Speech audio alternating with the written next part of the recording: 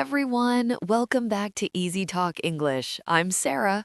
And I'm Saeem. Hello, hello. Welcome, welcome. So happy you are here today. Oh, I love today. I love today's topic so much. You say that every episode, Sarah. I know, but this time I really mean it. You really mean it every time, too. Okay, fair, but today is special. Today's topic is one of my absolute favorite things to talk about in life, not just on the show. Same. I was thinking about this topic last night before I fell asleep, actually. Really? Tell me. Well, I was lying in bed, it was quiet, and I just started thinking about all the things I want to do, all the places I want to see, all the things I want to become. And I just felt this warm feeling inside. That warm feeling, yes, I know exactly what you mean. It's like hope, right? It feels like hope. It feels exactly like hope. Okay, before we go further, hello and welcome to all our amazing viewers. Whether you are watching for the first time or you have been with us for a while, we are so glad you are here. Yes, this is Easy Talk English. We speak slowly, we use simple, everyday words, and we have real conversations, like two real people having a real talk. No scripts that sound like robots, no boring grammar drills, just conversation, just like this. And the beautiful thing about listening to natural conversation is your brain absorbs the English without you even trying.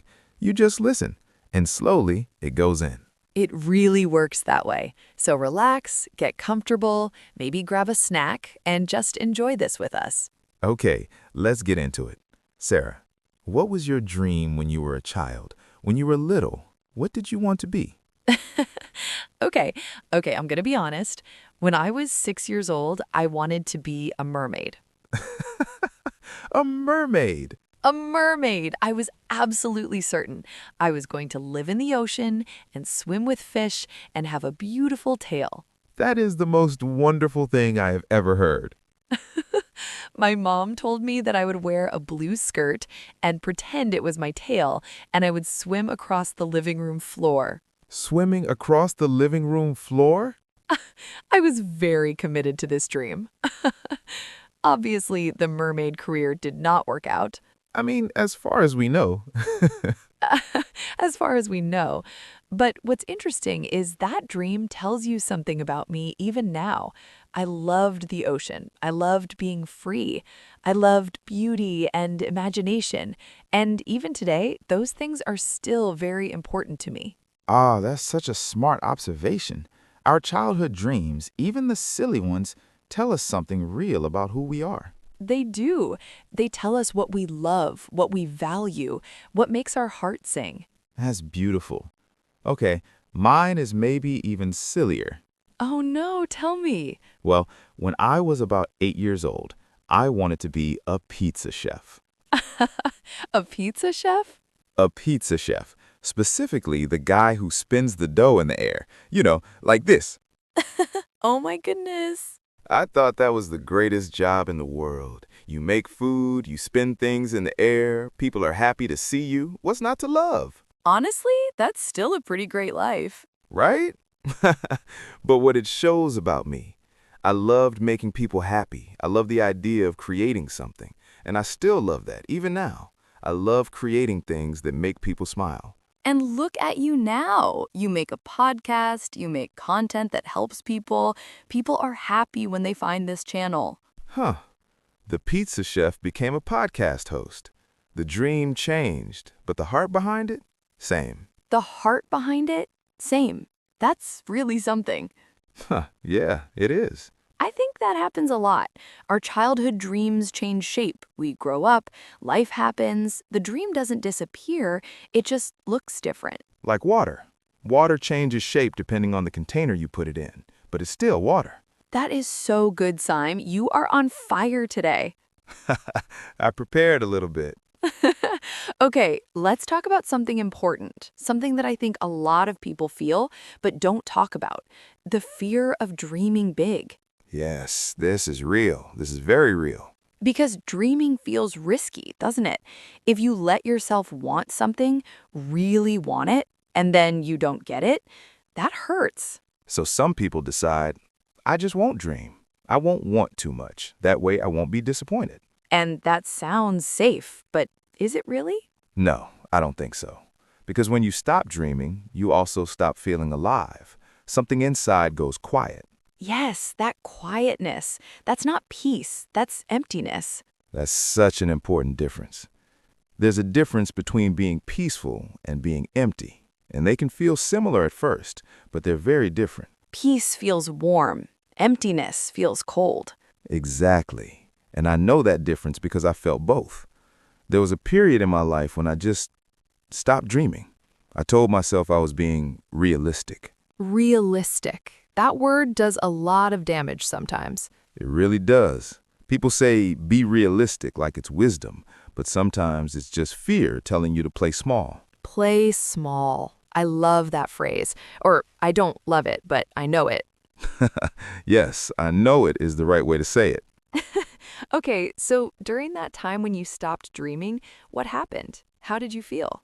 I felt fine on the outside. I went to work, I came home, I watched TV, I slept, and then I did it again, every day. That sounds familiar. That's what I call the gray zone. The gray zone, yes. Not terrible, not wonderful, just gray. And the gray zone is comfortable.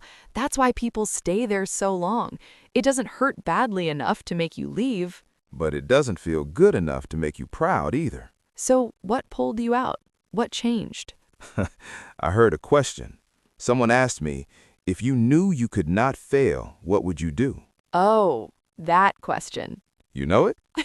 That question changed my life too. It's a powerful question because when you remove the fear of failure, what's left? Just the dream, just the pure, honest thing you actually want. And for me, when I heard that question, I sat quietly for a long time. And then I thought, I want to teach. I want to help people. I want to speak and connect and make people feel understood. And look at you now.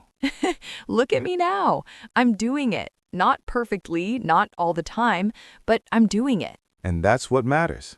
Not perfect, just real. Just real. So let us ask you the same question right now.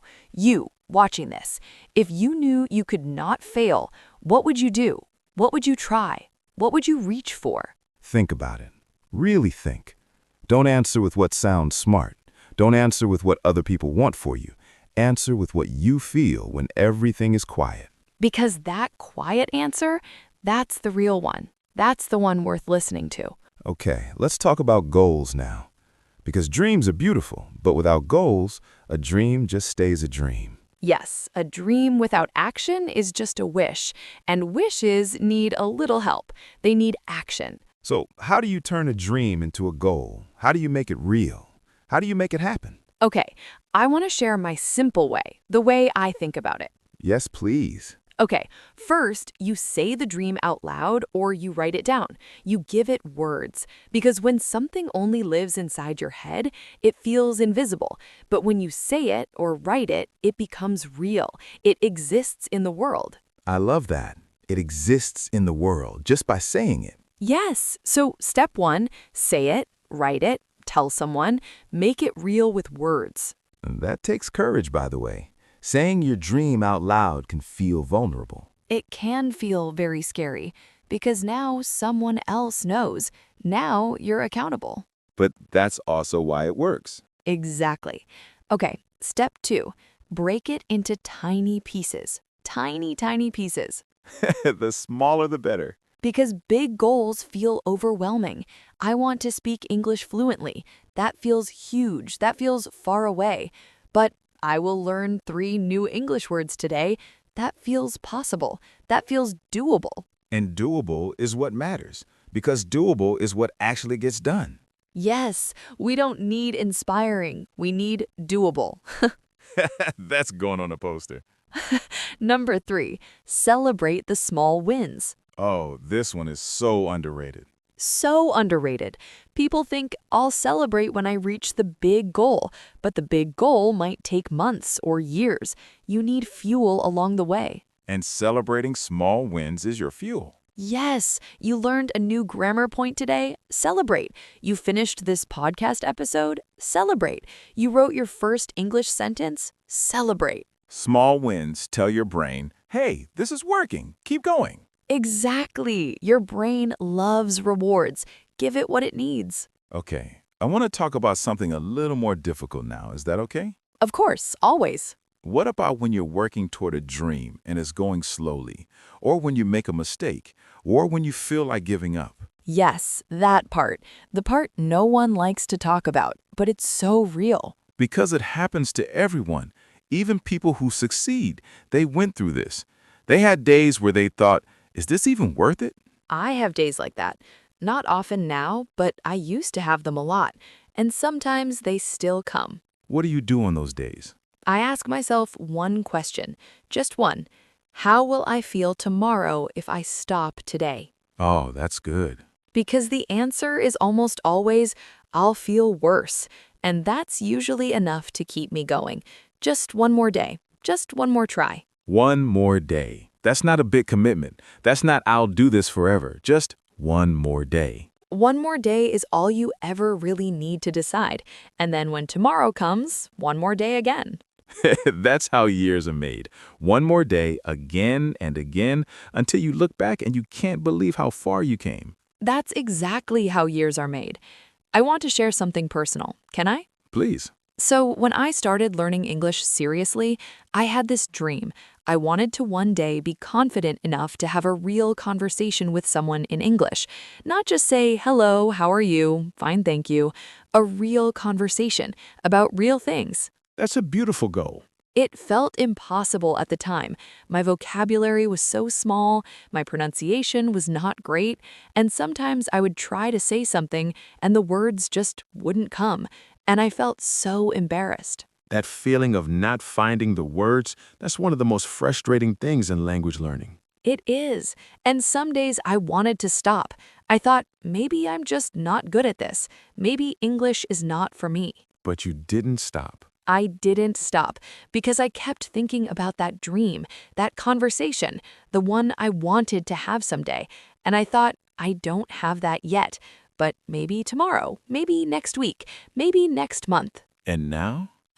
And now I'm sitting here having a real conversation in English about real things with a real person in front of real people watching all over the world. The dream came true. The dream came true. I don't say that often enough. It actually came true. Can you see why we love this topic so much? This is why dreams matter. This is why goals matter. Because Saeem, right here, is living proof. He had a dream, he worked toward it day by day, and it became his life. And I'm not special. I promise you, I'm not special. I'm just someone who didn't quit. That's the whole secret right there. Don't quit. Even on the hard days, especially on the hard days. Don't quit. Okay, let's slow down for a moment because I want to talk to our English learners specifically, the people who came here to practice their English. Yes, because learning English is a dream for many of you, and it's a goal at the same time.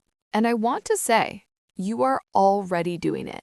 Right now, by watching this video, by listening carefully, by trying to understand us, you are already working toward your dream. You chose this video today. Out of everything else you could have watched or done, you chose to learn. That is a choice that future you will thank you for. Future you. I love thinking about future you. Think about the person you want to become, someone who speaks English with confidence, someone who travels and communicates freely, someone who watches movies and understands every word. That person exists, and they are you just a little further down the road. And the road between here and there, it's built with episodes like this one, with daily practice, with small steps. So here is a practical challenge for you today. After this video, write down one dream, just one, in English. Any English, even if it's very simple. My dream is to speak English. My dream is to travel. My dream is to get a better job. Simple, clear, yours. Write it somewhere you will see it.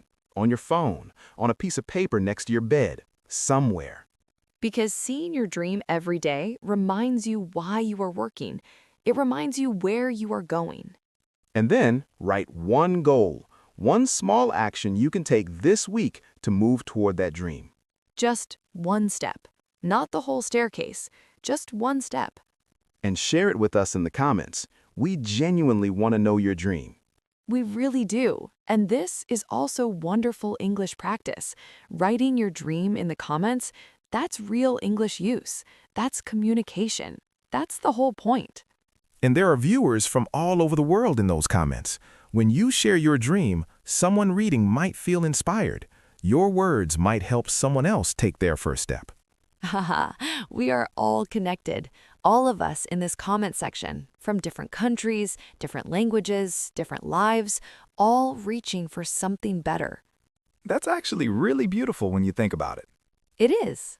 Okay, before we wrap up, let's talk about one last thing. And this is something I feel deeply. What is it? Your dream does not need to be approved by anyone else. Yes. You do not need permission to have a dream. You do not need someone to say, yes, that is a good dream. You may proceed. The Dream Committee has approved your application. Exactly. No committee needed, no approval required. Because sometimes the people around us, even the people who love us, might say, that's not realistic, or that's too hard, or at your age, or with your background. And they might say it with love, but that doesn't mean you have to listen. Your dream lives inside you, not inside them. They don't feel what you feel when you think about it. They don't have access to that warm, hopeful feeling inside your chest. Only you do. And that feeling is your compass. It's telling you something. Trust it. Trust it, even when it's scary, even when it seems far, even when people don't understand. Trust the feeling and take one step. And then another, and another, one step at a time. Okay, I think that's our message for today. I think it is. To everyone watching, thank you. Thank you for your time. Thank you for learning with us today. If this episode meant something to you, please share it with a friend, with a family member, with someone who needs to be reminded that their dream is still alive and waiting for them. And please like this video if you enjoyed it. It helps more people find us. It helps us keep making these conversations for you. And subscribe. We are here every week. Slow English, real talks, real heart. Our comment question for today is, what is your dream?